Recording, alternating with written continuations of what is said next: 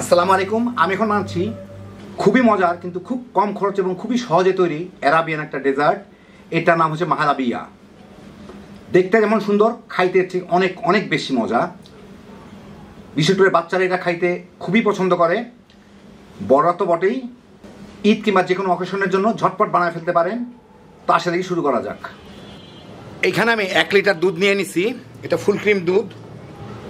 এর সাথে আমি 1/4 কাপ সিকি কাপ গুঁড়া দুধ দিব। আসলে দেওয়ার কথা হচ্ছে ক্রিম, তো আমার কাছে ক্রিম নাই, একটু ক্রিমি হয় এই জিনিসটা, তো সেই জায়গায় আমি গুঁড়া দুধ দিলাম। আপনারা চাইলে ক্রিম দিতে পারেন অথবা দুধের সর থাকলে ওইটাও দিয়ে দিতে পারেন। গুঁড়া দুধ দিলেও এটা মোটামুটি একটা ভালো ক্রিমি ভাব আসবে।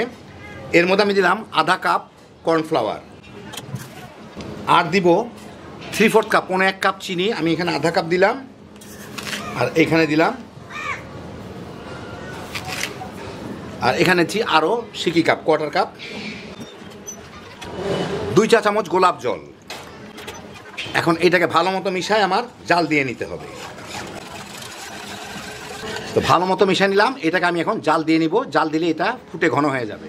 এখন আমি এটা চুলায় দিয়ে লোয়ার মিডিয়ামের মাঝামাঝি রান্না করতেছি, আর এটা এইভাবে নেড়ে নেড়ে রাখতে হবে যাতে তলে লেগে না যায়। কর্নফ্লাওয়ার দেওয়া আছে, এটা কিন্তু খুব জলদি নিচে থেকে গরম হবে আর সাথে সাথে শক্ত হয়ে জমে যাওয়ার চেষ্টা করবে। সেই জন্য এইভাবে ঘুরায় ঘুরায় নেড়ে নেড়ে দিতে হবে। 4-5 মিনিটের মধ্যে এটা ইনশাল্লাহ বলক চলে আসবে। আর বেশি জাল দিলেও কিন্তু তলে লেগে যাবে, সেই জন্য অল্প জালে এটাকে আমাকে ফুটায় নিতে হবে। 3-4 মিনিটের মধ্যেই দেখেন এটা ঘন হয়ে আসতেছে। এখন এটা এই যে প্রায় ফুটে উঠতেছে এক এক পাশ থেকে। এখন এটা পুরাপুরি বলক চলে আসলেই আমার হয়ে যাবে। এভাবে নাড়ার উপরে রাখলে এটা এক জায়গায় দলা হয়ে জমে যায় না। সাইড থেকে যা লাগতেছে এগুলোকে একটু ছাড়া দিলেই হয়ে যায়। জালটা বলে পাশে উঠতেছে, একটু মাঝের দিকে নিয়ে আসি। দেখেন পুরাটাই এখন বলক চলে আসে। আমি চুলাটা এখন বন্ধ করে দিব, কারণ এইটা আরেকটু জাল দিলে শক্ত হয়ে যাবে। এটা বেশি শক্ত হয় না, এটা বেশ নরম নরম টাইপের হয়। আমি এখানে একটা 1/4 লিটার প্যানের মধ্যে একটু তেল ব্রাশ করে রাখছি, ওর মধ্যে আমার এখন এটাকে ঢেলে দিতে হবে।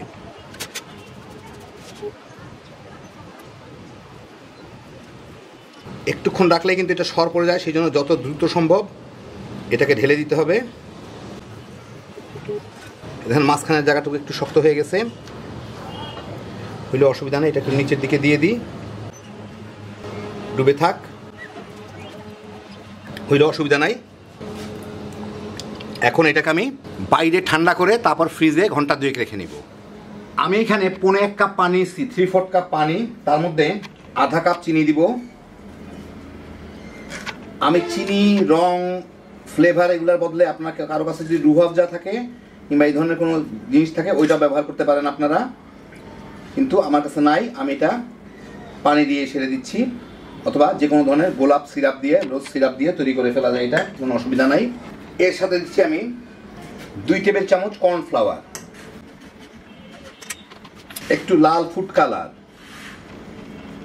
এটা পছন্দ মতো রং হওয়া পর্যন্ত, দেখি কতদূর হয়, লাগলে পরে দিব, আরও অসুবিধা নাই। 1 চা চামচ গোলাপ জল। এখন এগুলোকে আমরা মিশায় জাল দিয়ে মধুর মতো ঘন একটা মিশ্রণ করে নিতে হবে। তো ভালো মতো কর্নফ্লাওয়ারটা মিশুক, আর সামান্য একটু লাল রং দিয়ে দিই। যদি এটা আরেকটু লাল হয়ে যাবে, এখন ঘোলা ঘোলা দেখা যাচ্ছে যে কর্নফ্লাওয়ারের জন্য, কর্নফ্লাওয়ারটা যখন ট্রান্সলুসেন্ট হয়ে যাবে তখন এটা আরেকটু লাল দেখা যাবে। যাই হোক, এখন আমাকে এটাকে চুলাটা জ্বালায় এভাবে নাড়ার উপরে রেখে এভাবে নাড়তে নাড়তে এটাকে মিডিয়াম টু লো আঁচের মাঝায় রেখে এটাকে আমার জাল দিয়ে ফুটায় নিতে হবে। ফুটানোর পর দেখি কতটুকু ঘন হয়। পছন্দ মতো ঘন না হলে একটু জাল দিয়ে মধুর মতো ঘন করে নিতে হবে। দেখেন এটা ধীরে ধীরে ঘন হয়ে আসতেছে আর একটু স্বচ্ছ হয়ে যাচ্ছে, যে কারণে কালারটা একটু গাঢ় হয়ে যাচ্ছে। এখন আমি এটাকে ফুটে ওঠা পর্যন্ত অপেক্ষা করবো। এই ফুটে উঠতে জলদি ফুটে উঠে খুব জলদি, কিন্তু আমার খুব দ্রুত নাড়তে হবে যাতে দলা পেকে না যায়। নিচের দিকটা সাধারণত দলা পেকে যায়। হ্যাঁ, হয়ে গেছে আমার যথেষ্ট ঘন, জাস্ট মধুর মতো ঘন হইলেই হবে। এখন আমি চুলাটা বন্ধ করে দিই। এই যে যথেষ্ট ঘন হয়ে গেছে, কারণ এটা এক্ষুনি জমে যাবে, এক্ষুনি আমার এটার উপর ঢেলে ফেলতে হবে। তো আমি ফ্রিজ থেকে এটা বের করে নিয়ে আসলাম, যেটা রাখছিলাম প্রায় ঘন্টা 1.5 মতো রাখছি। এখন আমি এর মধ্যে এইটা ঢেলে দিব। গরম থাকতে থাকতেই আমার ঢেলে এইটাকে সমান করে দিতে হবে, চতুর্দিকে যাতে সমানভাবে পড়ে। মানে ঠান্ডাটার উপরে পড়ার সাথে সাথে এটা প্রায় জমে যাচ্ছে, সেই জন্য খুব দ্রুত কাজটা করতে হবে যাতে আমি চতুর্দিকে সমানভাবে দিয়ে দিতে পারি।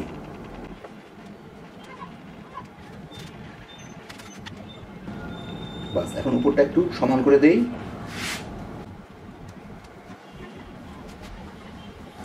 একটু ট্যাপ করে দেখি হয় নাকি। একটু ঠান্ডা হইলে আবার উপরে ব্রোকে থাকলে এটা সোজা হয়ে যাবে, অসুবিধা নাই কোনো। হয়ে গেল। এখন আমি এটাকে এদিকে ওদের একটু কম আসছে, এখন আমি এটাকে বাইরে একটু ঠান্ডা করে আবার ফ্রিজে ঘন্টাখানেক ঠান্ডা করে নেব। কিছুটা ঠান্ডা হলে আমি এর উপর এখন একটু বাদাম দিয়ে একটু গার্নিশ করে দিব চতুর্দিকটা।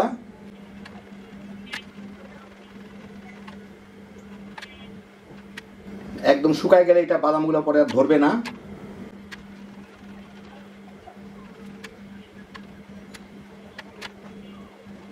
হইল। এখন মাঝখানে একটু বাদাম দিয়ে দিব, এখানে একটু কম হয়ে গেছে, দিয়ে দিই।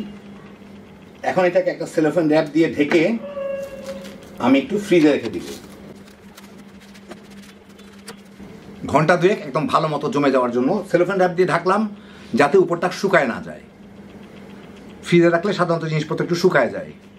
তো কয়েক ঘন্টা ফ্রিজে রাখার পরে এই হলো আমার অবস্থা। দেখেন উপরে পানি জমে গেছে, আজকালকার যে বর্ষার সময় হিউমিডিটিতে এখন এটা একটু সাবধানে উঠাই, পানিগুলো যাতে উপরে না পড়ে, ঝট করে উঠে ফেলি, পানিগুলো যাতে না পড়তে পারে। এই দেখেন হইলো আমার অ্যারাবিয়ান একটা ডেজার্ট, এটার নাম হচ্ছে মাহালাবিয়া। শুধুমাত্র দুধ, কর্নফ্লাওয়ার, চিনি দিয়ে যে এত মজার একটা জিনিস বানানো যায়, একবার না বানায় খেলে বুঝবেন না। একদম নরম তুলতুলে, কিন্তু একদম গলা গলা না, মুখে দিলেই মিশে যাবে।